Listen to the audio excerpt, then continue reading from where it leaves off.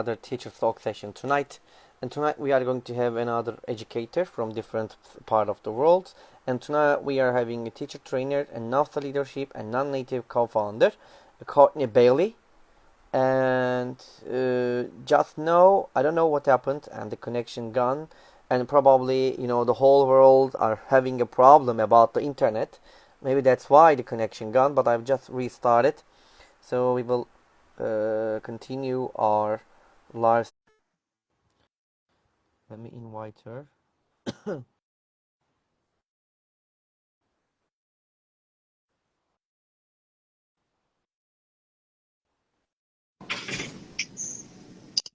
Hi again. Hey, hello again. Hello again, and it's doesn't happen again. I don't know what happened. I think because of the connection problem or the internet problem all around the world. I think we are facing this problem. In a couple days, I think the whole world are having a problem about the internet connection. I don't know what's the reason. Anyways, so I just want to say again, thank you very much for being with us tonight, and Courtney. And I quickly ask you my question again to you. Can you tell us about yourself, please, and a bit about your experiences too? Sure. So again, just really quickly, I am a lecturer at the university level. I've also taught in K-12. I am also a teacher trainer. I love to teach teachers technology and just really how to approach teaching foreign language. I'm also a NAFSA Leadership. So NAFSA stands for Association of International Educators. So what I do is I am a part of a think tank that that helps globalization in education. So foreign exchange students and how can we be culturally aware with our education. I'm also the co-founder of NonNative, which is really exciting, and I can tell you about that a little bit later in our discussion. And I'm also a U.S. Department fellow. I have a fellowship that's coming up pretty soon for the 24-25 school year. So I've been slated to teach in Kazakhstan in the fall. Yeah. That's wonderful. Thank you. Thank you very much, Courtney. And my next question is, what was over your turning point or points in your own education? In my own education, probably when I started to pursue my PhD, certainly that was something that elevated me and really pushed me beyond my comfort zone. Also, definitely pursuing a Cambridge Delta certificate. That was probably even harder than the PhD. I would venture to say it was very, very challenging, but it has informed my teaching practices. It really humbled me. It helped me in so many ways tremendously. But not only that, when I was teaching in Turkey, a part of my education, I always say, is learning about native speakerism. That actually happened while I was abroad teaching as a native teacher. And so that really shed some light on some things that happen in the ELT community. And that kind of informed or led, helped me decide on what my dissertation topic was going to be for my PhD. I got it. Thank you. Thank you very much, Courtney. And you have been teaching for a long time. I didn't ask how many years have you been teaching right now? Since 2007, I was teaching. I started teaching preschool, and I've kind of worked my way up. Like I said, I taught K-12. Okay. Now I'm a lecturer. I see. Okay, so when you think about the teaching career, probably you have tried different strategies and techniques and methodologies in your teaching and your classes, and probably you have a philosophy of teaching. So what is it? What is your philosophy of teaching? So it's really simple, and I just feel that the teaching and learning space should be reciprocal.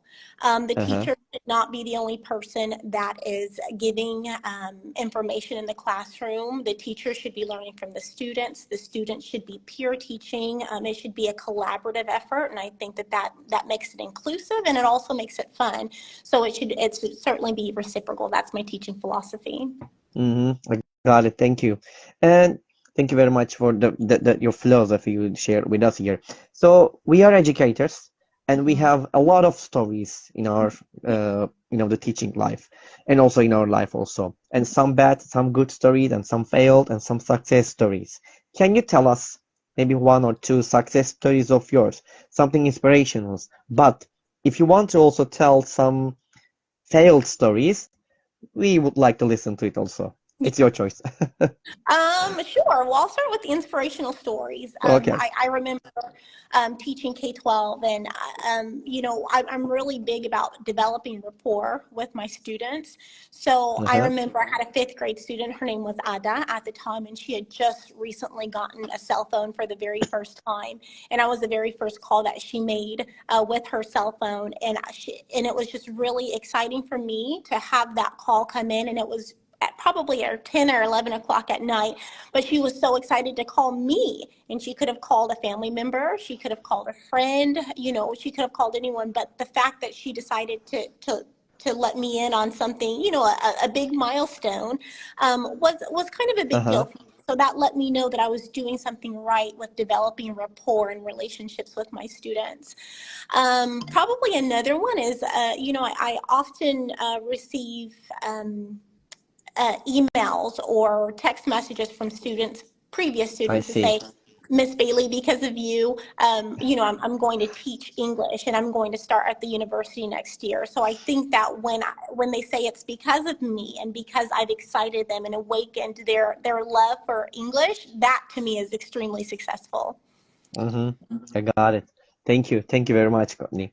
And what I'm going to ask next as the next question, if I'm not wrong, you have worked different countries. Am I right?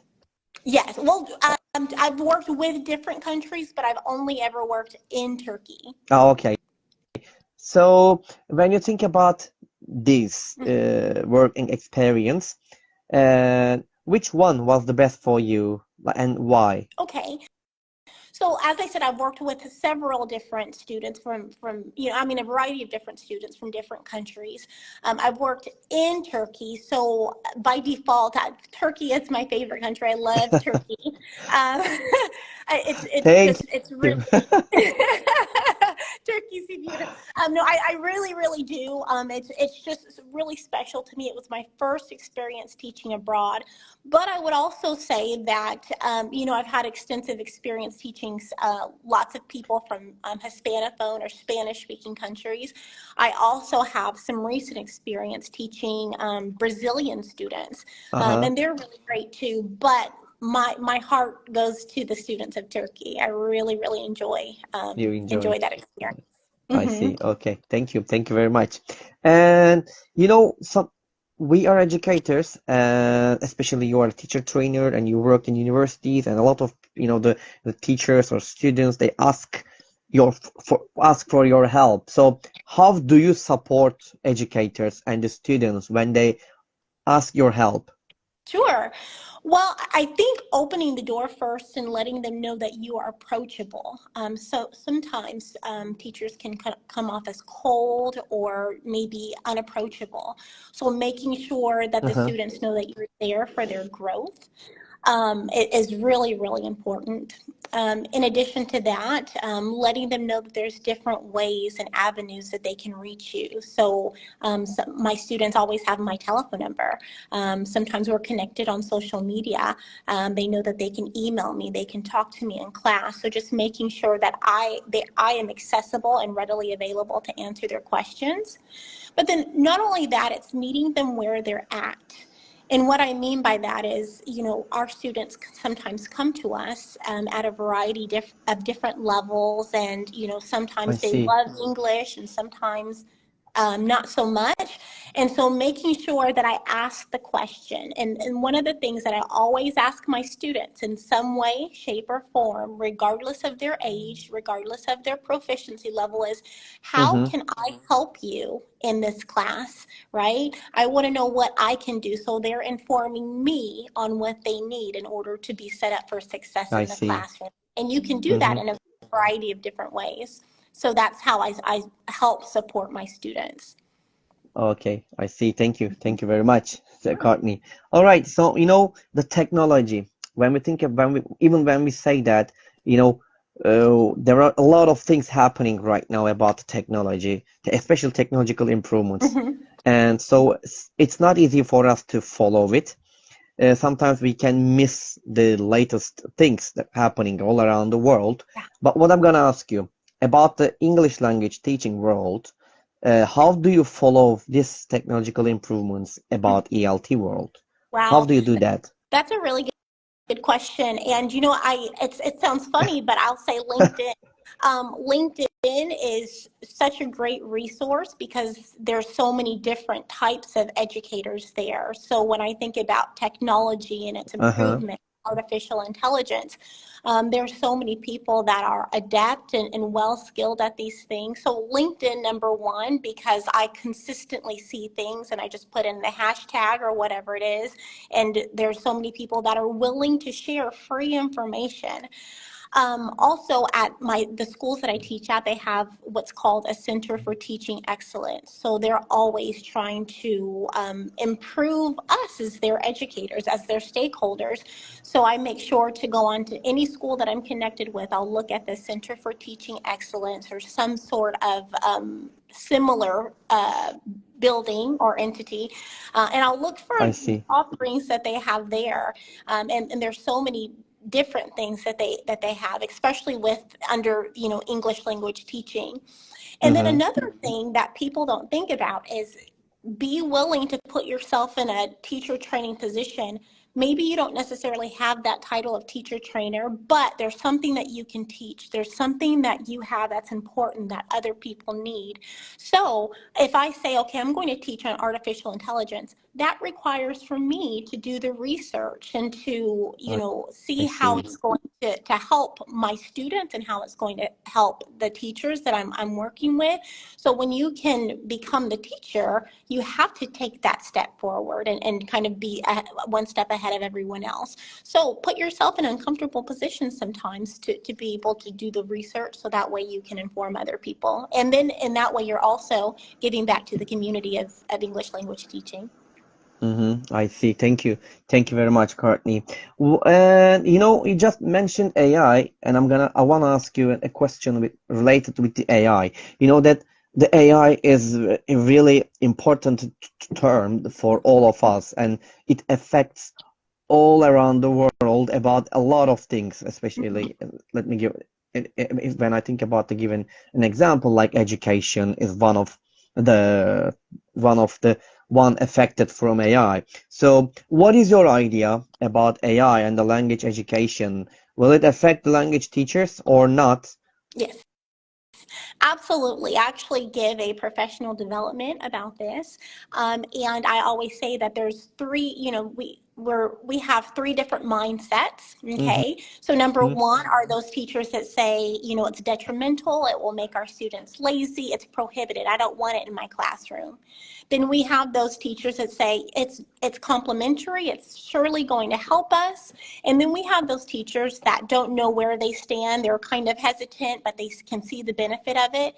And I was one of those teachers where I had completely prohibited it in my classrooms. I thought it was going to make my students, lazy, so to speak.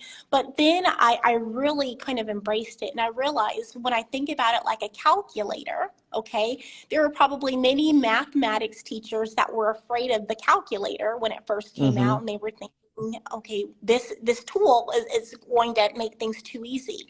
But now we've seen the development of the calculator, right, and all the functions and everything that it can do. So as long as we can learn, because at the end of the day, we are 21st century teachers teaching to 21st century learners. So we must equip them in order to use this, not just in the academic or language space, but even beyond. So as long as we can embrace it and learn about it, and then also inform our students and teach them how to use it, then it's a really, really beneficial tool. And I use it for so many different things, like feedback, student feedback, more efficient feedback. I use it for turnaround time, just helping specific student demographics. I use it so much in the classroom and beyond. I see. Thank you very much for all the information you have given us here, Courtney. And I also want to ask you another thing about it. We are educators, and we do a lot of things about education. And what are you doing right now for your work? Are you doing something special, or are you, doing any projects? Yeah. So what I'm doing that's working well for me is the research behind the teaching, right? So I'm developing my pedagogy. And not only that, I'm developing relationships with other educators, because I realize that I do something my way, but that doesn't necessarily mean that it's the right way or the only way. So I developing see. relationships with different educators really helps to kind of expand my practices, and I might be able to share some ideas that might influence or complement what they're doing. So what I've realized is that a lot of the support that I have, though I have a great network, a lot of the support that I have comes from Perfect. people that I don't even know, like on LinkedIn. So I would say continuing to network and to build that space, so that way we really do have a sense of community. I would recommend that to anyone. I see. Thank you. Thank you very much. Thank you very much, Courtney. Okay, when you think about the ELT world again, there are a lot of, the professional groups and organizations. Mm-hmm. Okay, so a lot of teachers are the part of these groups. For example, TESOL, for example, Inget, or there are some IELTS, or there are many, many groups that related with the ELT world. And what professional groups or organizations are you proudest to be a part of it, and why? Um, so the professional groups, I would certainly say TESOL Turkey, and Ah, different subsets of TESOL. I'm also the American Association of Applied Linguistics is a really great group, but then also I would say smaller groups, groups that help me with a certain demographic. So oh, I I'm a part of a group see. called Afghans for Progressive Thinking. So as we know, there's a lot of unrest going on in Afghanistan right now. And so what I do is I volunteer my time with a group of women who don't have access to have education the way that they would like. So I spend my time in the morning, very early mornings here in the United States, working with them to develop my practices, but then also to give back to that particular community. Mm-hmm. There's also an organization called Paper Airplanes, which they usually have students of English that have a lot from places that have a lot of political unrest and that might have some trouble accessing I education. see.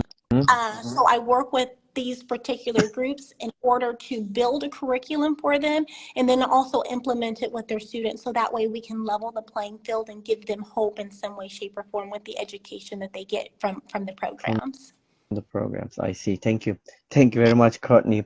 You know, learning a language is not an easy thing. It's really hard, especially for most of the people, Mhm. or the students, let's say, or even for the adults. So, and they need to be motivated Mhm. sometimes, Yeah. especially when you think about the students part, and it's not Mhm. easy. And also the teachers, I'm sure that a lot of teachers are struggling to motivate their students Mhm. to learn a new language, Yeah. because it's not an easy way. How do you motivate your students to learn a new language? And what are your suggestions? Probably you have suggestions about it for the teachers. What are your Yeah. suggestions? Yeah. So I try to romanticize that language, right? So in my case, Mm-hmm. I actually started as a Spanish teacher, but now I'm an English teacher. I can teach both. But I try to romanticize that language and give all the facts and figures and really tell, make I see. connections with Mm-hmm. this football player that might, speak the language, or just something that they can do with their education abroad or with their dreams.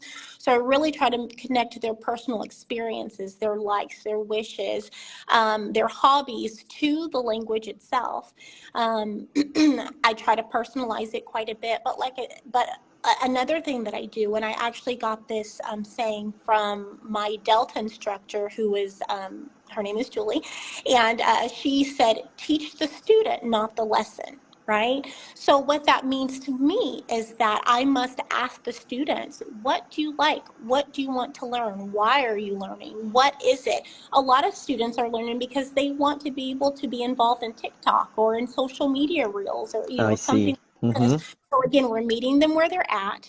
we're asking them what their goals are, and then we try to incorporate their goals into what it is that we're teaching. Because yes, we can teach to IELTS, we can teach to TOEFL, we can teach to PET, and all these different, tests and books, and those are great, not to negate those, but we do need to incorporate the student into the classroom, into our language instruction.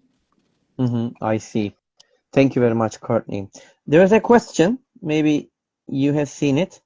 Parlak Özge is asking, what is your stance towards an advanced student who is impartial about English?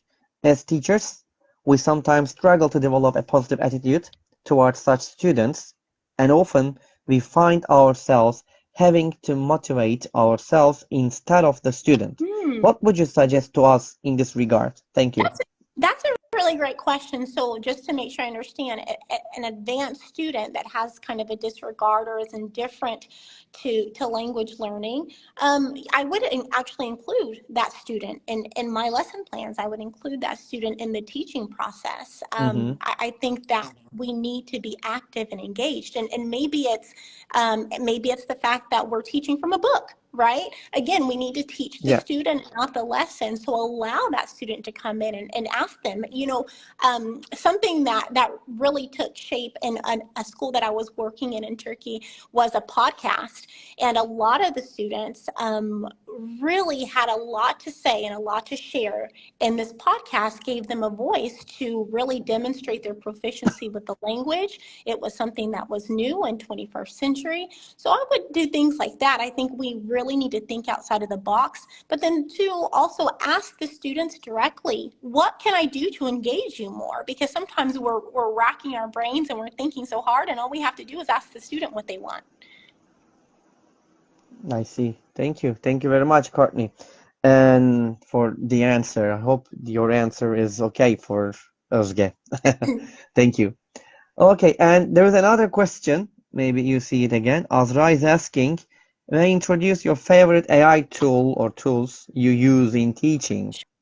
Sure. I can't think of the name right now, unfortunately. So there's a tool, and what it is when we're working with reading and lexile levels, there's a tool where you can put in an article, and the article might be too advanced for your language learner. So what it will do is it'll tell you the lexile level, and then you can say, okay, I want it to be a lower level. I want it to be between this range and this range. And so then it will rewrite that whole entire article while maintaining the integrity of the message, and it'll make it usable for your students. So after this is all done, because I cannot remember the name to save my life, but after this is done, I'll make sure to share that. I'll type it in for your audience, so that way they know. But I love that for reading. I also use ChatGPT in similar forms like this, because of the fact that it helps, like I said, me with feedback, and it helps me with creativity, because sometimes I'm not so creative.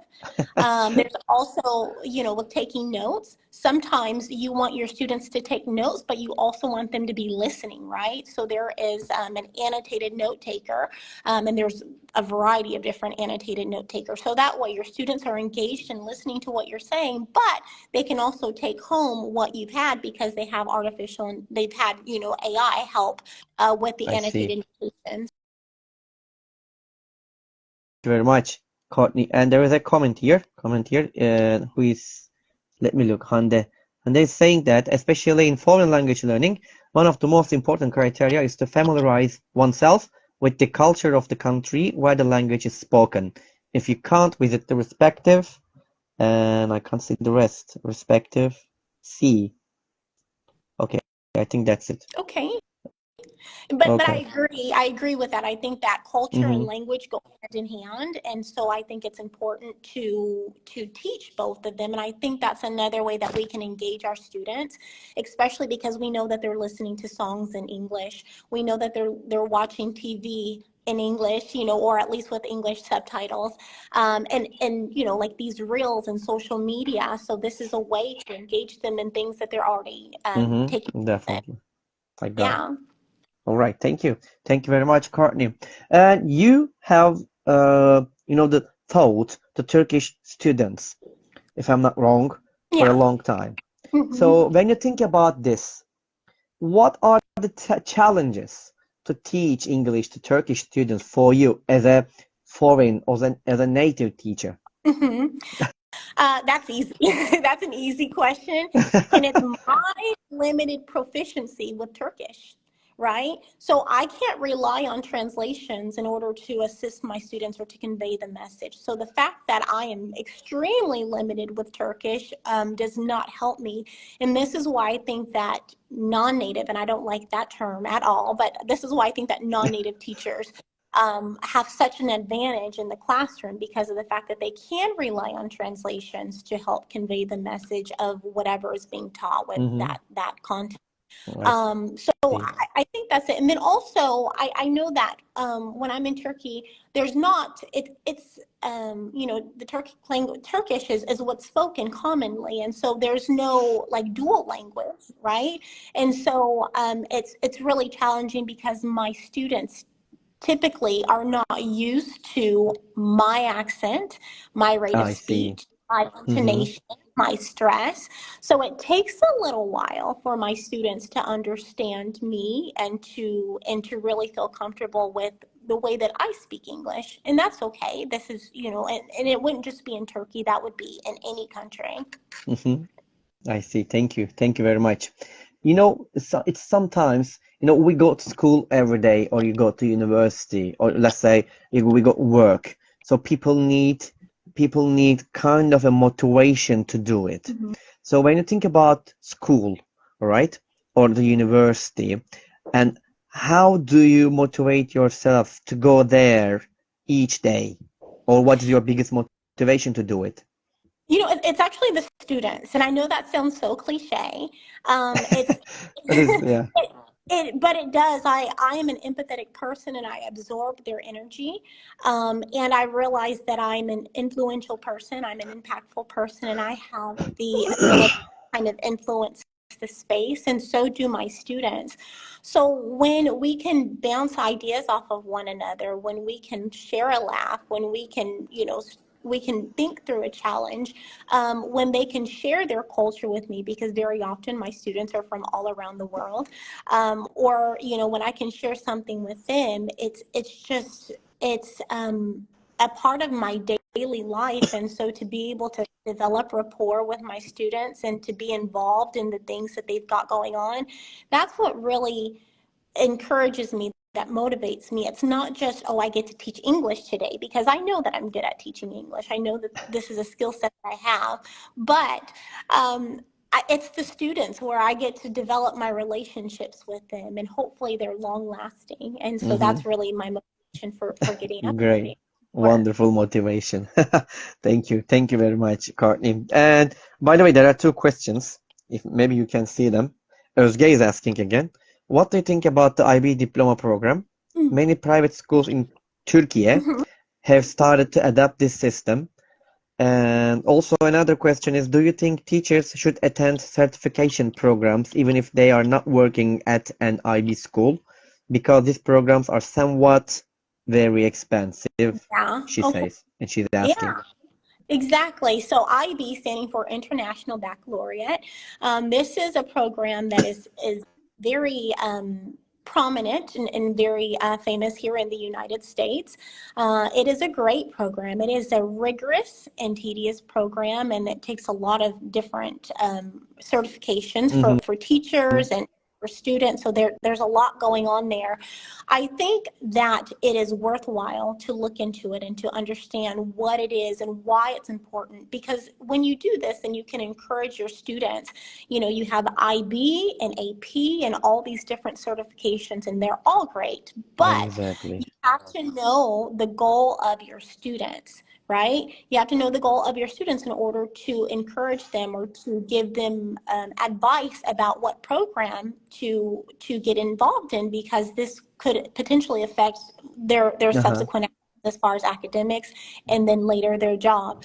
So I think it's worthwhile to look into it. I know that these certification programs can be very, very expensive, but I think, again, as it's a part of continuing professional development, which I am a huge fan of. I think we should always be involved in some kind of PD, whether we're actually giving the PD or if we're taking it. So if you know that you're going to be working with students that are interested in IB, or if you know that a school that you could potentially work for has an IB program, it's worth it then to take that certification, because it's a line item on your resume. But not only that, you're going to feel more confident and adept when your students ask about IB versus AP versus any other program. I got it. Thank you very much for your answer. Yeah. Thank you, Courtney. All right. So, there are a lot of new teachers all around Turkey or all around the world. They have just started their, the teaching careers. And as an experienced teacher and trainer, what advice would you give them for who are just starting their teaching careers? Sure. So the first piece of advice I would say is to start a teaching portfolio, right? So what that means is, what are the methodologies that you typically revert to or that you use in your classes? What is your teaching philosophy? What do you do for listening activities, for speaking, for reading, for writing? How do you teach grammar? How do you teach pronunciation? And all these different components. So make sure that you have a teaching portfolio, because when you're going on interviews and when your administration wants to know, you'll have something to actually say. Not only that, as that portfolio starts to develop, it contributes to your confidence in the classroom. So number one is to have a teaching portfolio. Always and continually update your CV, right? Whatever you do, whether it's a new place of employment, or if you have a certificate that you've earned, if it's professional development, Definitely. CPD, anything like that. Put that on your CV, because this is going to make you stand out from the rest. Also, get a mentor. It's so important. I have so many mentors they don't even know that I look up to. Peter Daniels, Nilgun Artner. These are the people that first took a chance on me, and so I observed and I watched and I listened to what they have to say, and they gave me feedback. And so I can't stress enough to get a mentor that you really gel, where you can bounce ideas off of, and that they can give you feedback, and it works really, really well. Always look for CPD opportunities. Again, LinkedIn is a great place where there's a lot of free opportunities. Coursera is also, It's a great platform. It's a platform where you can, kind of get lots of certificates from a lot of different accredited organizations. Become a part of professional communities is another one, and look for support in those communities, because as I said at the beginning, a lot of the support that I have comes from people that I don't even know, from LinkedIn and from all these different subgroups that I'm a part of. So I would start there. I see. Okay, you just mentioned Peter and Nilgün Hoca. That means that you were really lucky. And let me ask you a question about them. Do you feel really lucky to get feedback from them? I get emotional. I'm sorry. I do. I get emotional when I think about them, because like I said, they took a chance on me when I had never been to Izmir, when I had never taught abroad, and so it was really, really, really important for me to listen to what it is that they had to say. I feel incredibly blessed to have fallen under their tutelage, and I will always look to them for advice. And I am in contact with I know with Miss Artner, and sometimes with Peter, but it is just so they're amazing instructors and leaders, and I don't know of a better. Their leadership is just amazing, and I can't say enough things about it. And they're who I aspire to be. When I think about what type of leader do you want to be? What kind of impact do you want to have? It's because of them. I always revert back to them and the way that they led me, and I'm forever grateful for them. Thank you. Thank you very much for your answer because you're really lucky, I'm sure, about them. Okay, so you are a part of community. It's a kind of a non-native. By the way, I saw a question about it, and I was planning to ask you that, but let me ask you the question. What is non-native, and how does one become a part of that community? So Sure. can you tell us about a little bit? Because there is also another question here. Could you please tell me a bit about your non-native project? There's a question here also. Yeah, Yes. yeah, yeah, sure. I'm so excited to talk about that because this is something that's near and dear to my heart. As I said, when I went to Turkey for the first time, what I realized is that non-native teachers are not as held as in high regard as native teachers. And again, I do not like that terminology, but for the sake, this is what I say.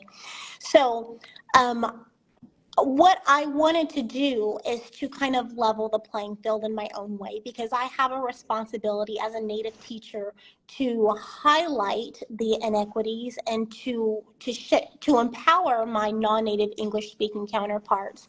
So non-native is a platform where we send out different newsletters about native speakerism and what we can do to kind of combat that, because I don't want anyone to think that I'm more valuable because of my passport or because of my nationality.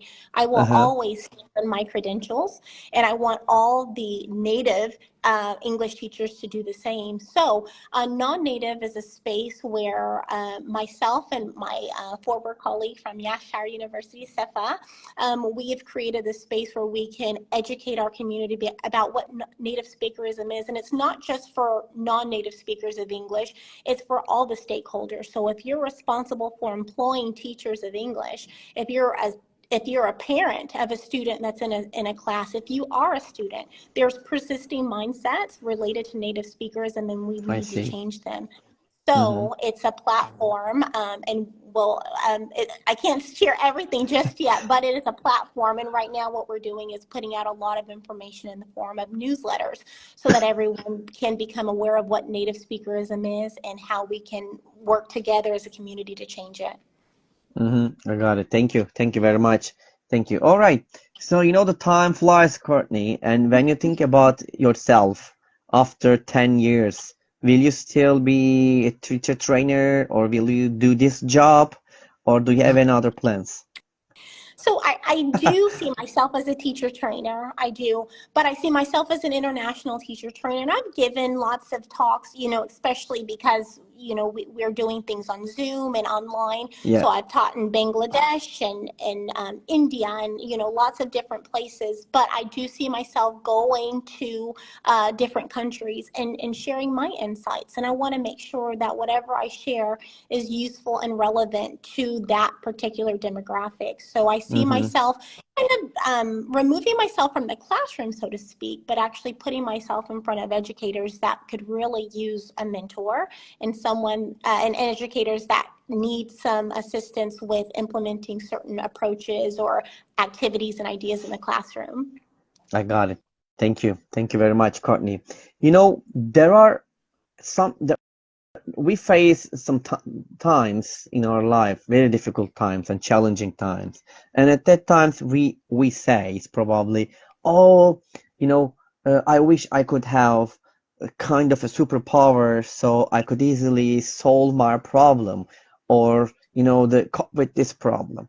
So when you think about this into the classroom, all right, about Mm-hmm. the superpower term, if you Mm-hmm. could have one superpower to use it in the classroom, what would it be and how would it help you? I think it goes back to the question that you asked me about my challenges with my Turkish students or with any Yeah. student that's not an English or a Spanish speaking student, because those are the two languages that I know.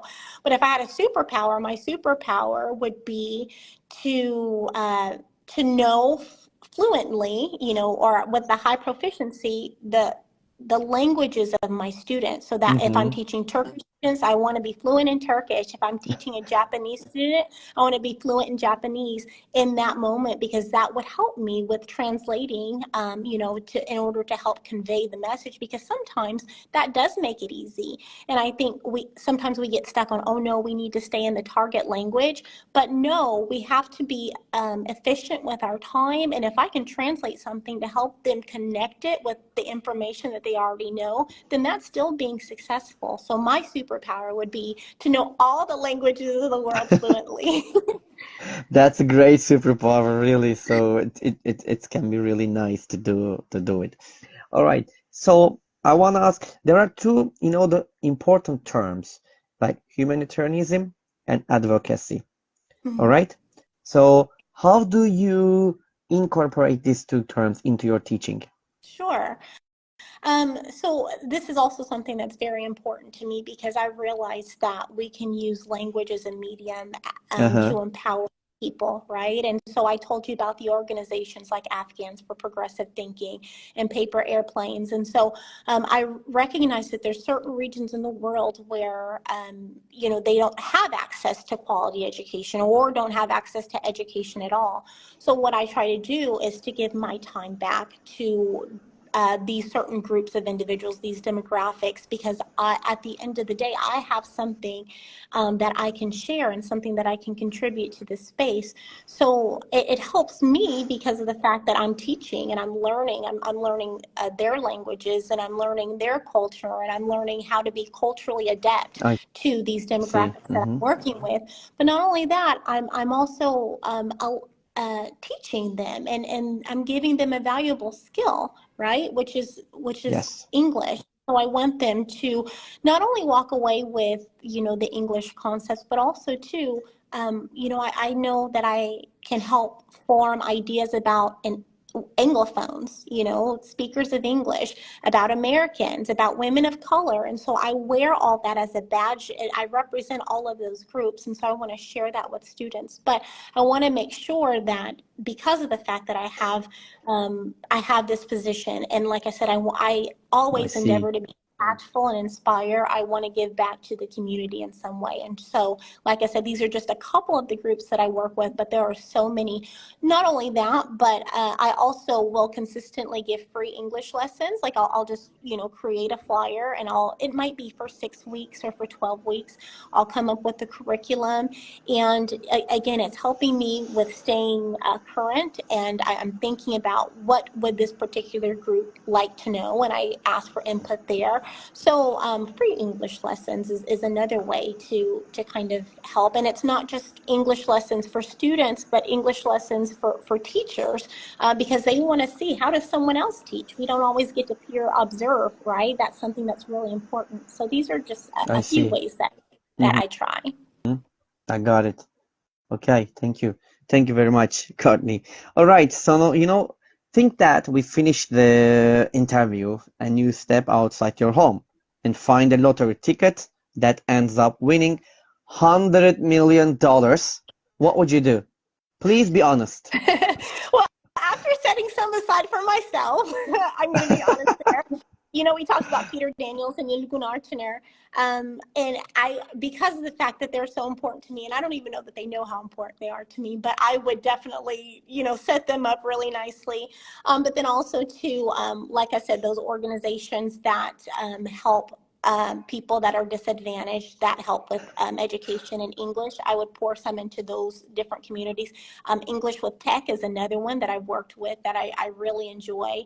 And then also I would contribute a lot of it to the research, the non-native English speaking teachers, and not just in that space, because again, I'm a teacher of Spanish, and I'm a non-native teacher of Spanish, so I understand both perspectives. So I I would pour see. some education into how we can kind of, like I said, level the playing field and make sure that we can try and change the systemic bias and the minds of stakeholders, so that my non-native English speaking counterparts are valued and paid what they're worth, and they don't, they have a sense of confidence, and are made to feel just as impactful in the language classroom. So I think I would do all those things with that money.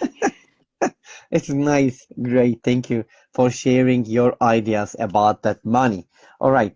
And another question we have here, Courtney, and she's asking, do you have any information about organizations where we can volunteer as English teacher, work as a volunteer?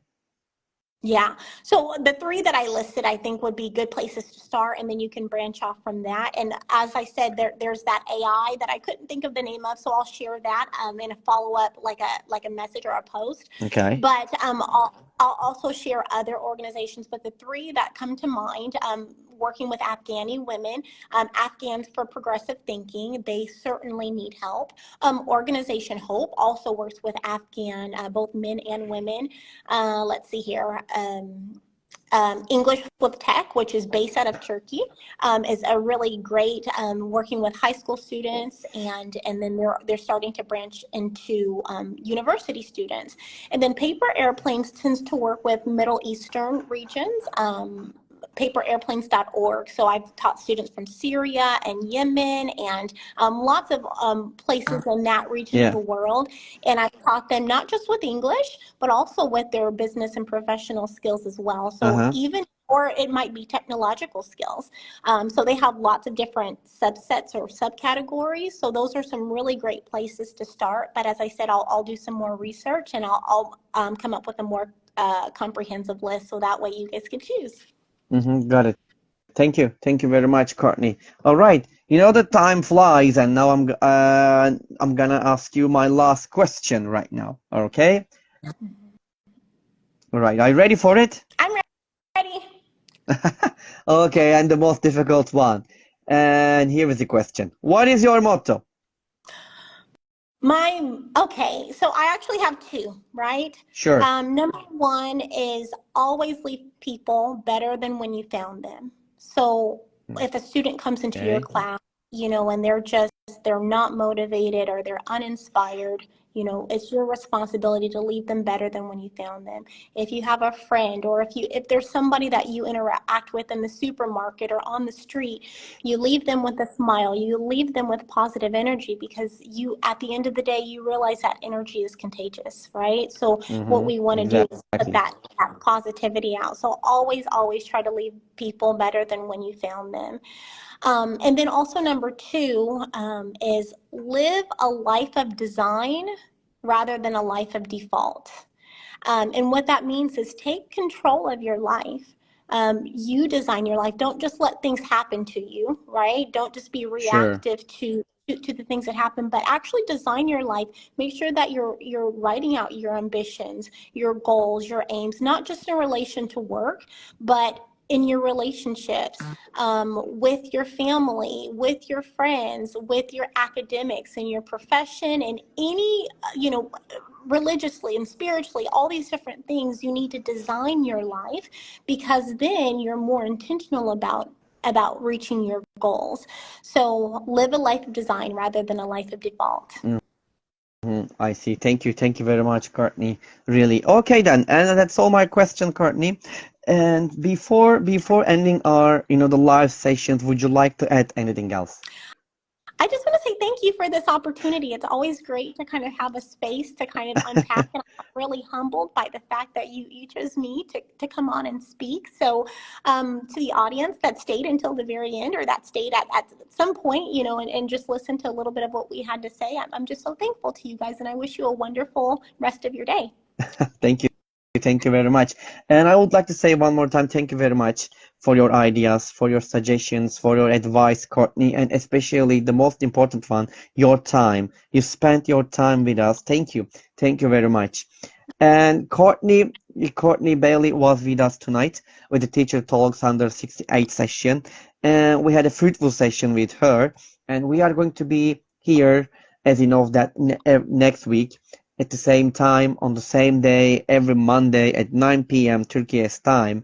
Until the next time, wherever you are, good morning, good afternoon, good evening, and good night. And until the next time, please take care of yourself. Take care of yourself, Courtney. And until the next time, bye-bye, everybody, and peace.